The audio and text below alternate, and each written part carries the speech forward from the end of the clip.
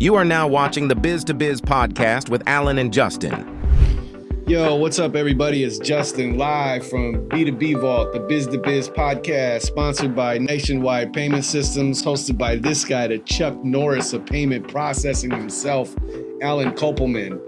And in today's podcast, we thought it'd be a good idea, a little fun twist of things, and figure out, ask each other what we would do if we had $20,000 to invest or to start a business. I had a couple of good ideas. I'm sure Alan is going to share some interesting ideas as well. So, yeah. How you doing, man? I'm doing good. Busy week. Busy. Yeah. So April's almost gone. That's just nuts. My birthday's coming up so fast. May 13th is my birthday. If anyone sends me any swag or anything, if you're interested. I wear size 7 3/8 and fitted hats. Yeah, man, today's date is April 26, 2024. It is 4:07 p.m. Eastern time.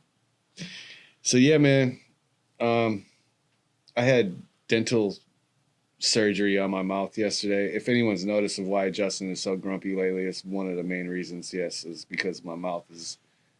You seem a little less grumpy now. Today? Yeah. I feel so, like, for the past 6 months, I wake up and it feels like someone's punched me in my mouth all night. Yeah. And I have blood in my mouth. So it's not really fun. No. So my message to all you people out there, entrepreneurs, hustlers, grinders, everybody's out there trying to get it. Take care of your teeth, bro. And sis, fams, take care of your teeth. Take care of your teeth. Take care of your health. And a lot of times, important. medical problems can be traced back to your teeth, to oral issues. And I'd known this, but whatever. I don't want to get into a whole spiel, but so I had LANAP surgery. Well, the first half of my upper right and lower right. So that's the laser surgery for periodontal disease, which is also known as gum disease. And yeah, that was crazy. That was some wild shit, bro. I mean, she showed me the laser before we got into it. Yeah. The smell of burning flesh is not cool. And yeah. Yeah, but I heard like it's a lot less painful than what. Oh, it doesn't feel like, through. Today I'm sore. Like I feel sore. But yeah, I mean, my mom had this, like the old school way of doing it, where they cut your gums and then they sew them back together. And she said that I remember her being in a lot of pain. I was a kid. I do remember her having that surgery and how she would never wish or tell anyone to have it done. Right. My pops even was like, I'll just have them take my teeth out, man. I'm like, bro, I'm 43 years old. I don't want to have implants. Right. Or a denture. Like I'm not, if I was 50, no, you have to be like 70. I'm just saying, like, if I was 50 and, you know what I mean, like, not active like I am, Yeah. like, I don't know if I would have cared as much. You know what I'm saying? But, yeah, bro, like, I like my teeth, actually. My wife says I have a great smile when I smile. So, yeah, man. So let's ready to jump in and talk about some money? Yeah, for sure, man. I'll go first because, it's, I just know what I would do. So my number one thing would be I would invest in a laundry mat.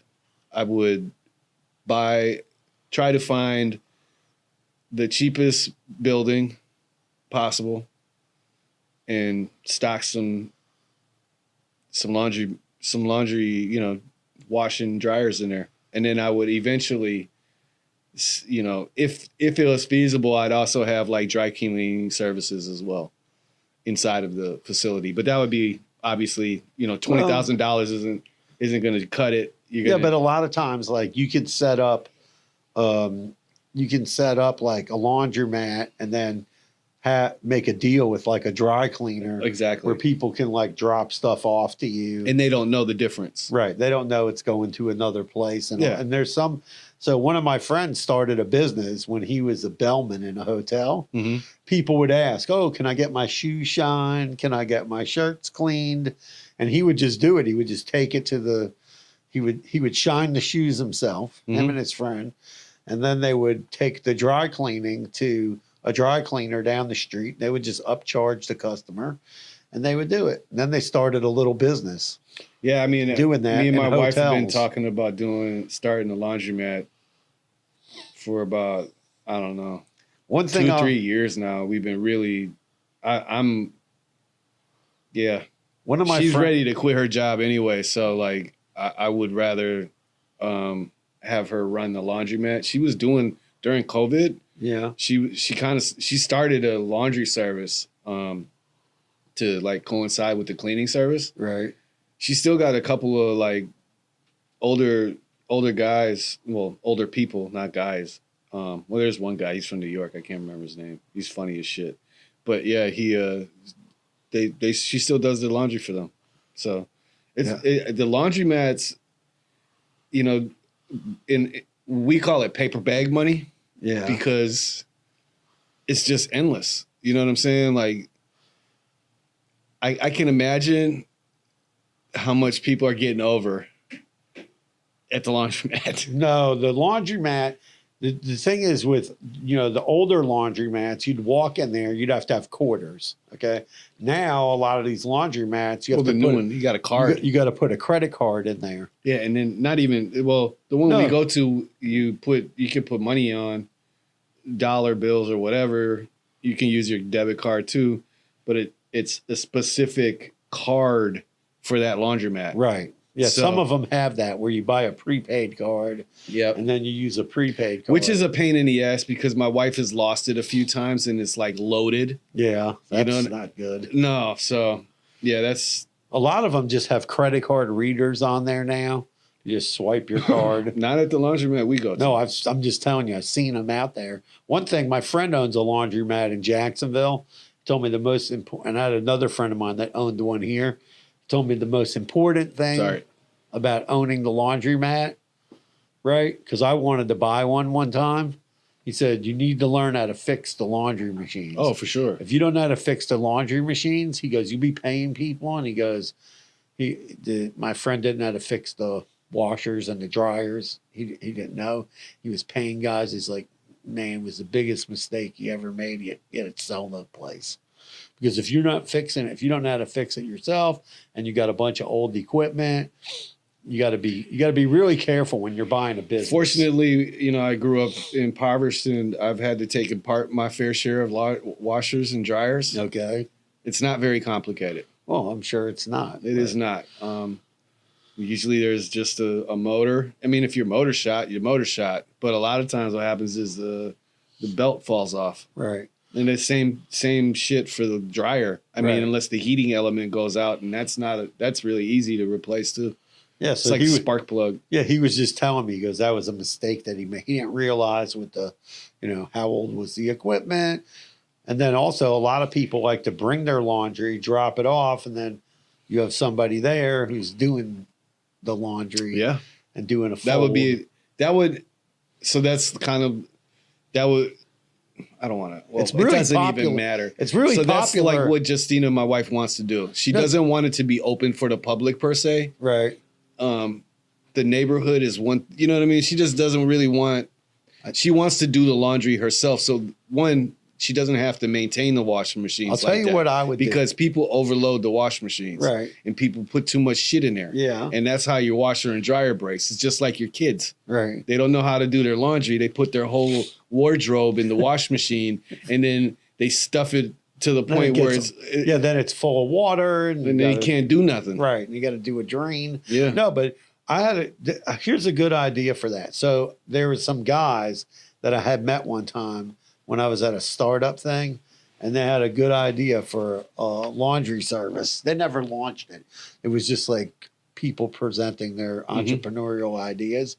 And I thought it was a cool idea because now when you see like they're building all these apartment buildings, right? Right. So you have all these people and all these high-rise buildings, obviously, and most of them, the units don't have laundry inside. Depends on how new they are. Like a lot of them don't have, or Right. they have a small, tiny, On the stackable. every 3 floors, they have one for. There's like a laundry room for every 3 floors, and then you Right. go down. There's another one. Yeah. So they had an idea that they were going to put, like, open it in a warehouse, and then they would just come pick it up, and then drop it back off to you. It's a great idea. And I was like, that's a really good idea if you're good, can market in an area where there's a lot of apartment buildings where people are Miami. working. No, even like around here, go like down to Pompano, they're building a gazillion apartment buildings everywhere. All the people are single, they're working. They don't have time to necessarily do all their laundry. I would totally, if I was, I know laundry it's just a hilarious thing in my household. So when I first met my wife, Justina, she came to my house and she's like, why do you have bags of clothes? Like, what are all these clothes? Right. And then I just looked at her like, I was kind of embarrassed. I'm like, those are my dirty clothes. And she said, you got 3 like big, like I call them body bags, right? Right. They're that big of clothes. I was like, when I was younger, that's what I spent my money on, clothes. Well, what else did I have to spend my money on? Nothing. My Right. clothes. So Sounds like Jacob. it's like, from that day, like, I was paying her to do my laundry. You know what I'm saying? Like, so it's like, she's like, you got that $40 for the laundry? Like, she still says that to me to this day. You know what I mean? So that's hilarious. I love you, Justina. Thank you for doing my dirty laundry. But yeah, I mean, I think that one that's never going nowhere. The one hard part, I guess, would be location. You know, trying to find. No, I the think right if you go location. into like a warehouse and you do it in a yeah, warehouse. with $20K, are you getting into a warehouse? Yeah. Not better, cheaper than in a I'm shopping saying center. $20K, you're gonna need the wash machines, and then you're gonna need the space. Yeah, well, a rent in a warehouse going to be way cheaper than rent in a shopping center. Well, when you say it like that, yeah. Look at our office. We're in an office complex that used to be warehouses. We're in the back facing the airport. The people in the front pay more than double what we pay in rent. I believe it. So they're not even really facing the street. There's no signage. So what's the advantage other than it looks a little nicer?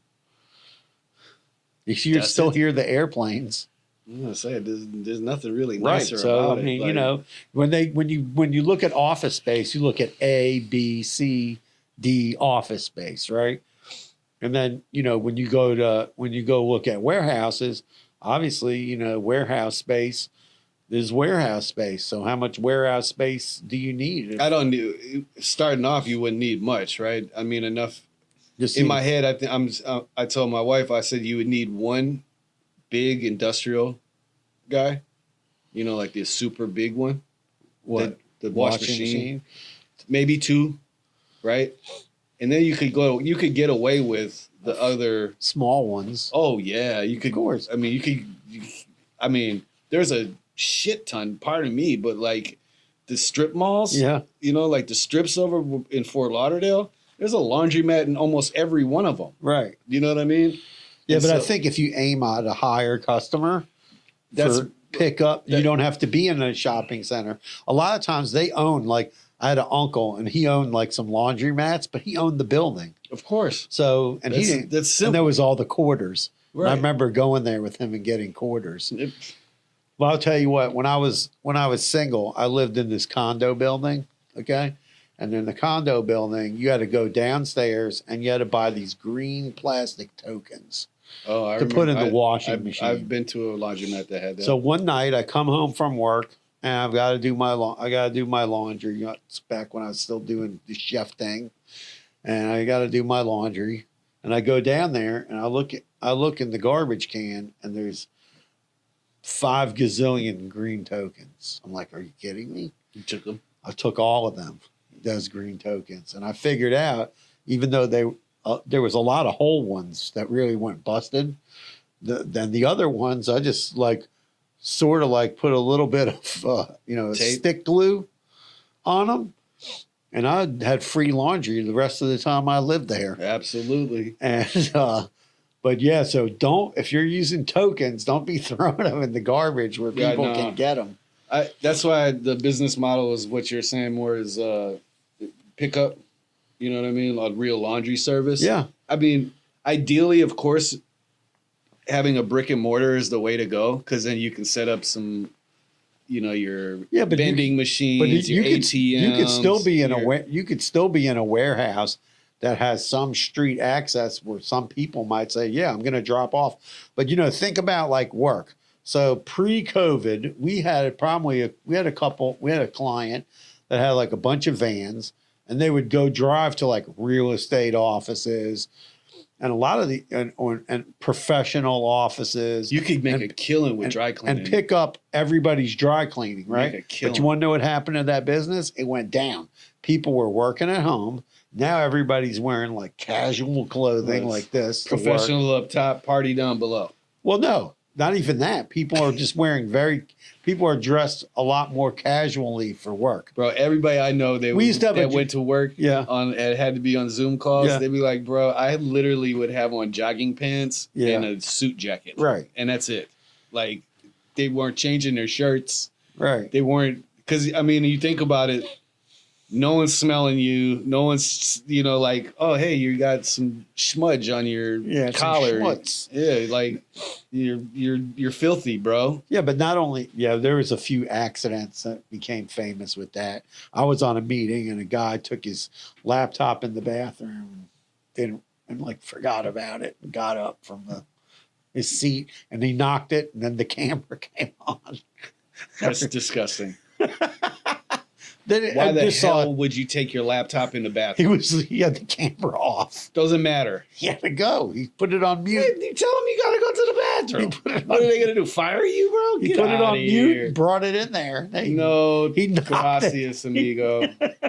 First of all, I'm not taking my laptop in the bathroom ever because of that's just nasty. That's fucking gross. Sorry. No, but I think but we have a few dry cleaners on the books. I want to tell you, their business is down like more than 50%, and it's not coming back. Why do you think that is, though? Because I think people took a more casual approach for work. Oh, I agree 100%. People don't wear suits every day. This is for you, Dave. No one's rocking a suit. No one's rocking. Yes, 70-year-olds are rocking a suit and tie. I mean, if you're going to a business meeting and you're going to go meet somebody for the first time, I can see it. Maybe. But it's definitely depending on where the meeting is, who the meeting is with, what time of day the meeting is. Listen, let me tell you, I have meetings when I get on, Zoom and meet people. I was talking to a guy this morning from a big business. One guy was wearing a polo shirt and the other guy had on a t-shirt, and they're processing $8 million of credit cards a month. I do know, most of the two other people that work in the office with us, Sean and Samantha, they're in their early 20s, mid 20s. And there is a big push for them to, like, that age group. They want people, let's wear suits all the time. But bro, I don't see that coming back like that. Like, I don't see that coming back. No one wants to. Who the hell wants to deal with? I mean, I remember putting on a 3-piece suit every morning, bro. We used to have a guy that worked in the business. We used to call him John. Crazy. This guy's name was John, and we used to call him the 3-piece suit guy. You would see this guy out selling, going door to door. Me and Dave first started in the business. Jeff knows him. He probably was making a killing too, though. And he would wear a 3-piece suit, and it would be like 90 degrees outside. See, that's just but people expected that in the early 2000s. Oh, for sure. So now nobody cares how anybody's dressed. Listen, we went to a trade show, right? We're at a professional trade show last year, right? There's dudes walking around in a t-shirt with a big F something. What were they wearing? Something I said that wasn't the F word. They were meant that. Oh, high risk AF as F. Yeah. Right. And a bunch of people were wearing all kinds of weird t-shirts like that. The dudes who were like your age, who were like balling out of control, they all looked like surfer dudes. Oh yeah, there was people with shorts, Hawaiian shirts, rocking their chanclas. They were rocking the Tevas, right? Yeah. We saw a couple people in flip-flops. that some of those guys are older than me. That's for sure. But then we saw 2 or 3 guys walking around in a suit. But if you, in your mind, think about it was the younger people wearing the suits. Some of them, Yeah. not all of them. Not all of them, but yeah, like the younger generation definitely there's a, Yeah, but some people, I want to look nice all the time. but some people will wear like a polo shirt with a suit jacket.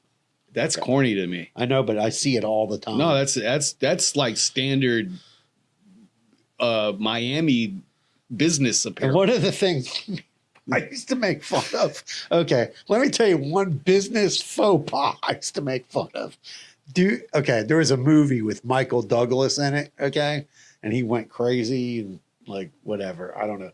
Short sleeve shirt, but a business shirt.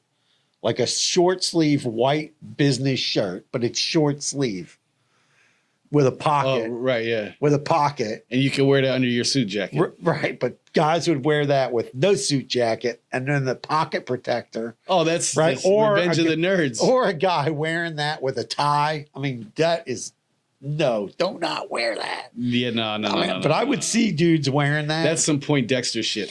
No, but I would see people wearing that. Shout out to all the Poindexters out there, though. No, when I would go door to door, I would see like other salespeople and how they were dressed.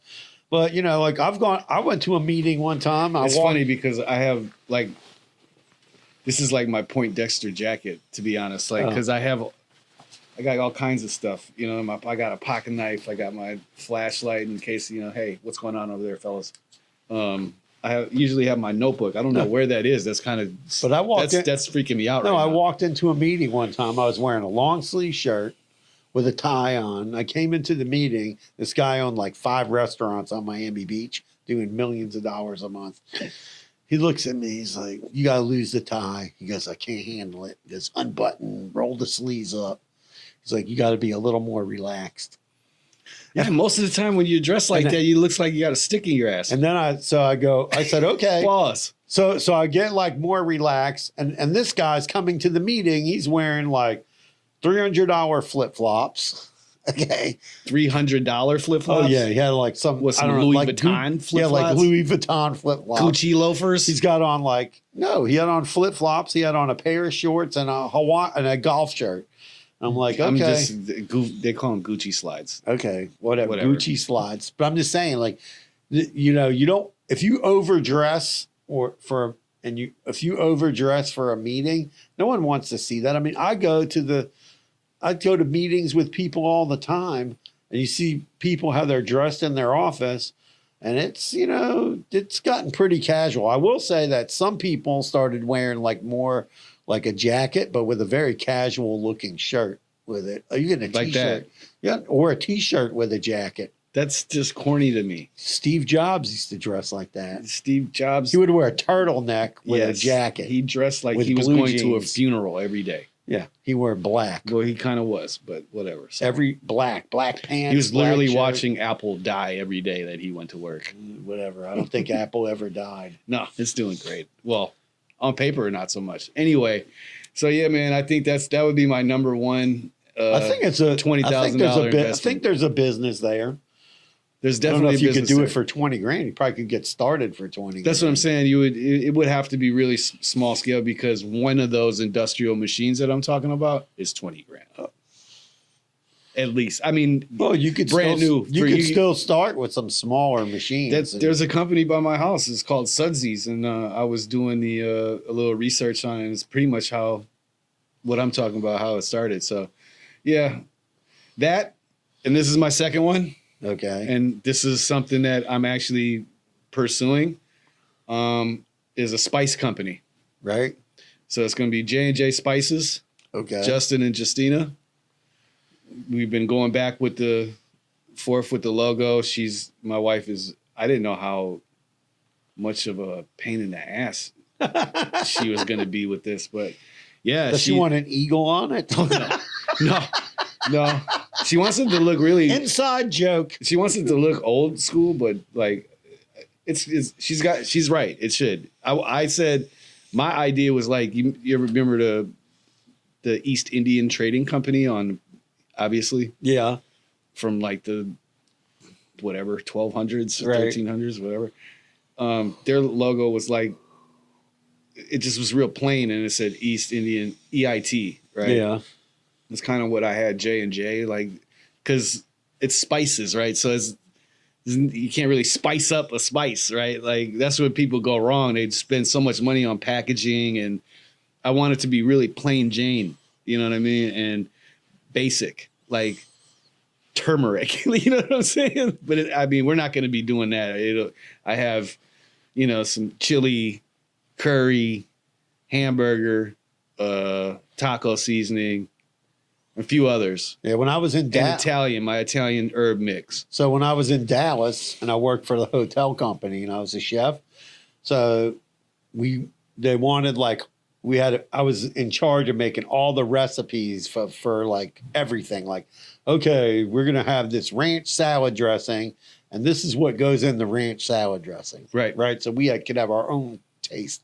So ended up there was a guy who used to come to the hotel and sell us like the oregano and the basil and like all the different spices. And it was like a brand X kind of guy, but he just had it like on a truck. Mm-hmm. So he saw like what I was doing one day. He goes, "Oh, you should take that stuff over to the place where I buy all this stuff from, and they can make it for you." And I was like, "Really?" He goes, "Yeah, then you wouldn't have to do all that." So we ended up going over there, had a meeting with them. We said, "Okay, they're going to mix up take a gallon bucket of mayo. And then this is the spice mix that goes into the 5-gallon bucket. Into the 5-gallon bucket. And then, for this kind of thing, for, red sauce, for this particular type of soup, was like about 20 different things that we were doing. And they actually made up like the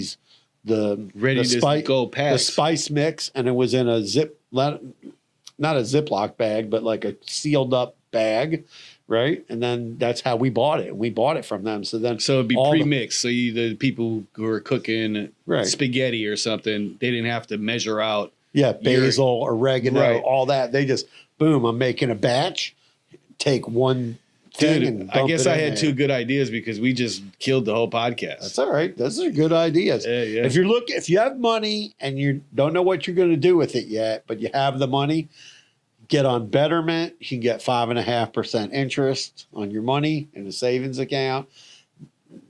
It's not a CD. So, or, a lot of people don't think about this. You can go to like company like Charles Schwab, and you can also get like 5.5% or more in a money market there, and it's a lot more competitive than banks. Because I was telling my son, get your money out of the bank. Oh yeah. And the banks are losing money because people are.